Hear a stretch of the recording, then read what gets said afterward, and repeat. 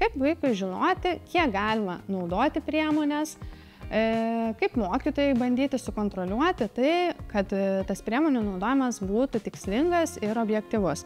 Stebėti, kad tai būtų vizualiai pateikta tvarkaraštyje. Pavyzdžiui, vaikas žaidžia Lego, jeigu jisai pažaidė, yra žymima žvaigždutė atlikta. Tai padeda struktūruoti veiklą ir žinoti, kas ko.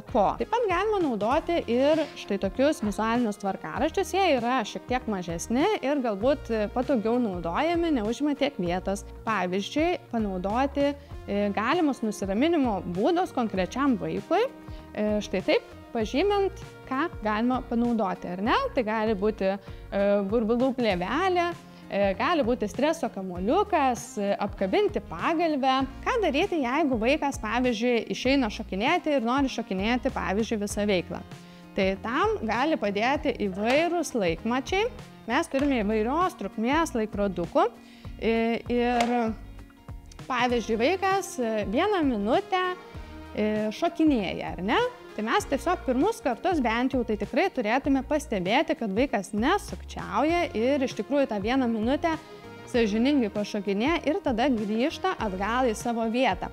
Jeigu vaikas grįžta dar labiau įsiaudrinęs ir negali susikaupti, tai galbūt ši metodika vaikui yra netinkama ir galbūt jam reikėtų labiau paspausti kažkokią pagalvėlę ar galbūt kažkokią kitą priemonę panaudoti, o ne tokią aktyvią. Tai tiesiog stebime vaiką ir stebime vaiko pokytį, nes iš esmės priemonės ir metodai turėtų padėti vaikams labiau susikaupti, o ne dar labiau išsiblaškyti. Labai linkiu sėkmės naudojant priemonės ir kad visa tai būtų sklandu, tai tiesiog reikia šiek tiek įdėti darbo pradžioje, kad vaikai tiksliai žinotų, kada ir kiek laiko jie galės naudotis priemonėmis arba atlikti tam tikras veiklas, kurios yra skirtos būtent jiems. Tai tiek.